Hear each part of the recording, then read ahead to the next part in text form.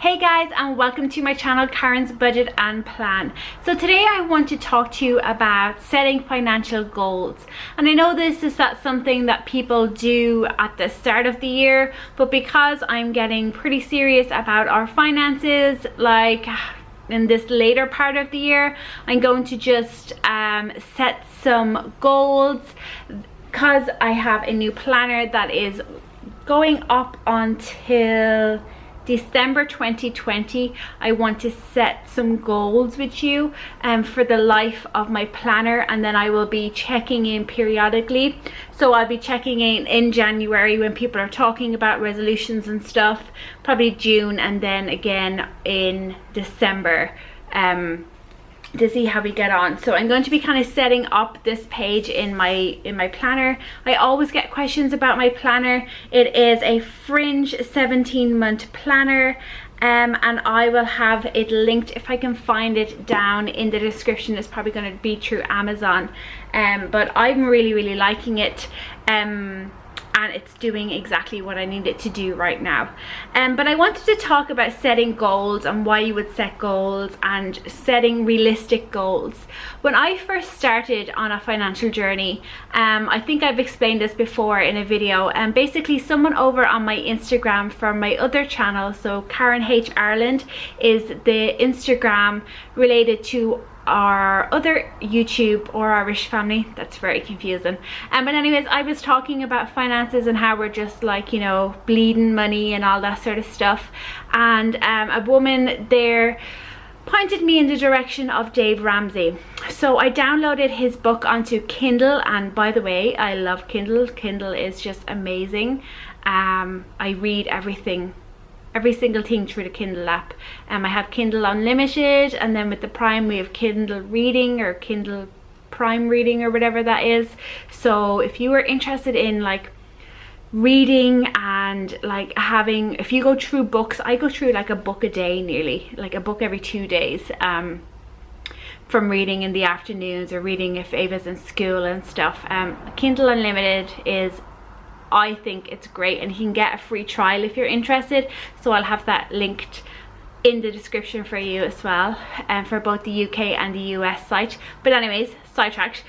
So I downloaded it through, I bought the book on Amazon and downloaded it to my Kindle app, and I read the Dave Ramsey plan, and I decided, yes, this is something that I can definitely do, and this is something I want to do. I was pregnant at the time that I started this. We had about, I think it was maybe like 2,500 in debt, credit card debt, and I said, this is what I'm going to do. I'm going to try pay all this off because I was working at the time, and Robert is obviously working. I'm going to pay off our debt, and then we were lucky enough that our parents were buying us the big ticket items that we needed for the baby, and that was the start of my journey.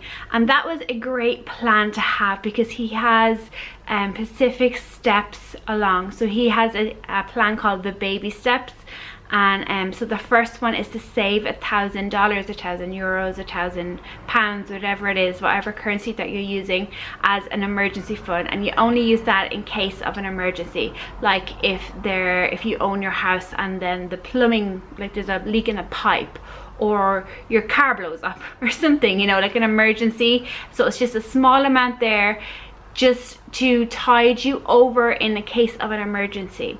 So the next step after you've saved that 1,000 is to clear off all your debt, and the way that he recommends is by the debt snowball. So you write down your debts from the smallest amount to the largest amount, and you pay them off that way. It doesn't matter about interest rates or anything like that. If you have a debt, you pay off your smallest debt, and then you add that amount to the next debt, so it's like a snowball effect. So eventually you'll be paying a massive amount or a good chunk of money to your final debt when you have no other debts, just that final debt. So it's a debt snowball. Then we have save a 3 to 6 month emergency fund, and then I get lost after that because I kind of just have been sitting on saving a 3 to 6 month emergency fund for about 3 years now. So I always say to myself, oh, I'm setting these financial goals and I never follow them through, or I fall off the wagon, and that is just typical me. That's kind of what I do.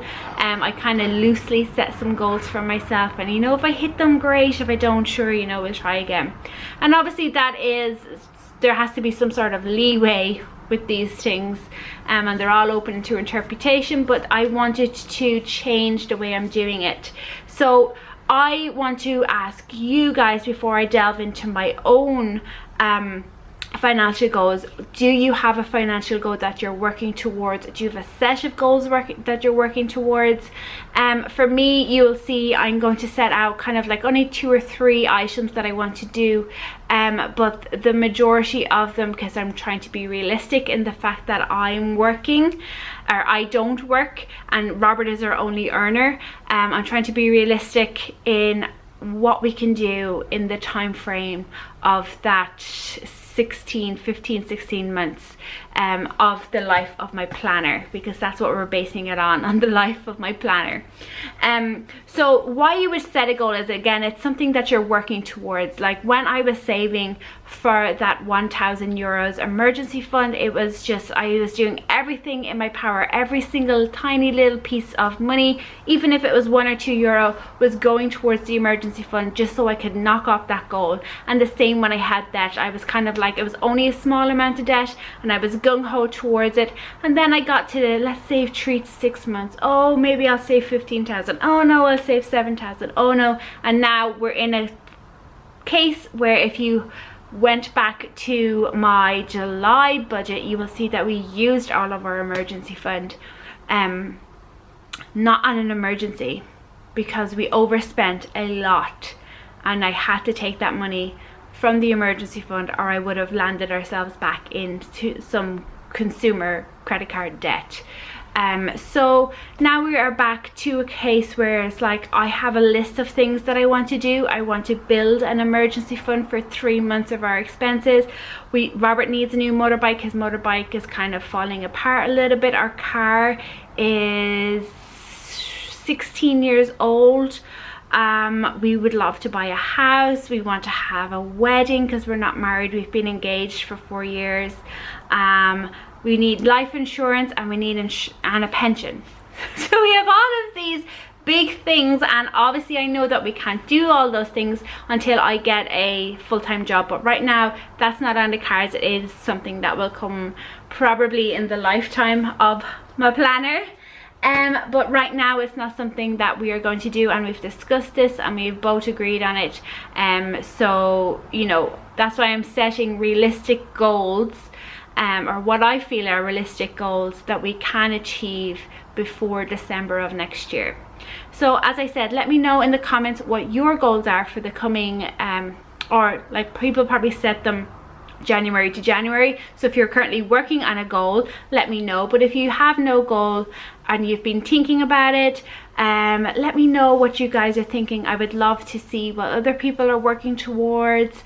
And yeah, so let's jump in and I will share with you what I'm going to write in my planner. So this is my planner. As I was saying, excuse the nails, I just haven't had time. Actually, that's a lie. I don't actually have any nail polish remover, so I need to go buy that. But I wanted to share with you the goals that I have for, as I said, the lifeline of my planner, and which runs till December 2020. So I'm hoping that this planner will still be in use, because you know, one of my goals is to spend less money on things. So basically I am going to just use some stickers. So this is the Carpe Diem, the Bliss one. So I am going to just use this sticker here that says plan for good things. I'm going to put it over the notes section like that, and then I'm just going to get on with it. So I can't write all fancy, so I do apologize about that, but I'm just going to zoom you guys in just a little bit, and I'm going to write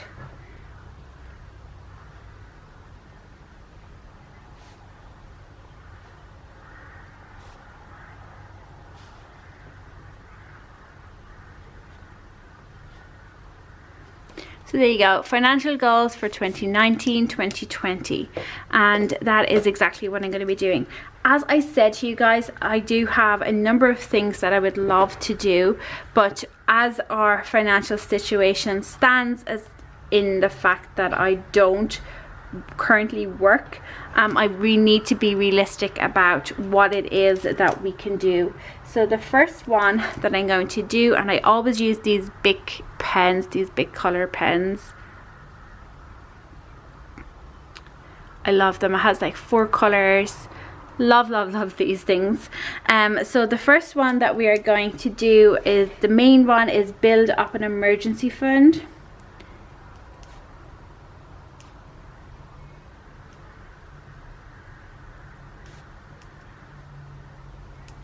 So build up an emergency fund. So if you were following Dave Ramsey, the first step would be to build your €1,000 emergency fund.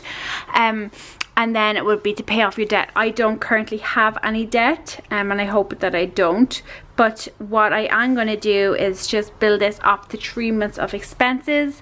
And that's your basic expenses, nothing flashy, nothing like personal money or eating out or any of those things. It's just basically to cover your 4 walls. So your house, your heating, your electricity, your travel to and from work, and food. That's what it is. And I have calculated that mine is around 5,000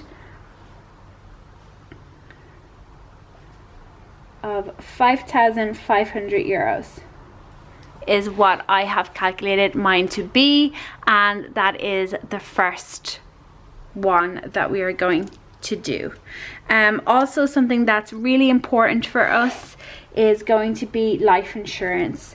So in Ireland here, there's a couple of things that you can get with life insurance.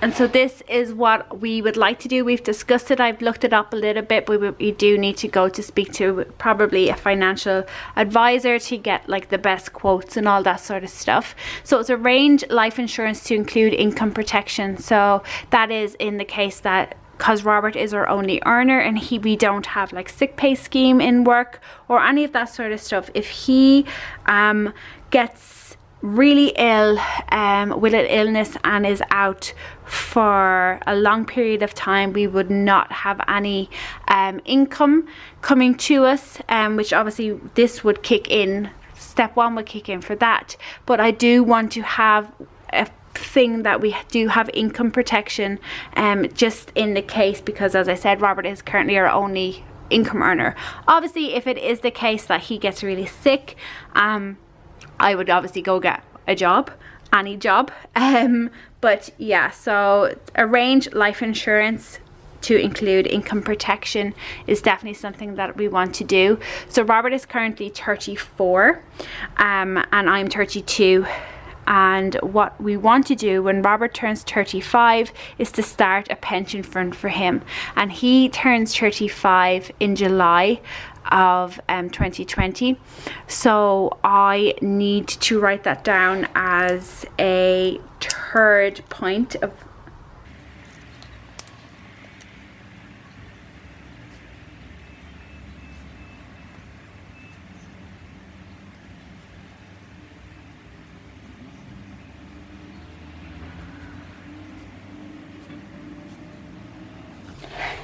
So you can see arranged pension for Robert turning 35 in 2020, and that's just basically to give me a little reminder of that. He actually turns, his birthday is the 31st of July, so it'll be really August when we go out and try to do that.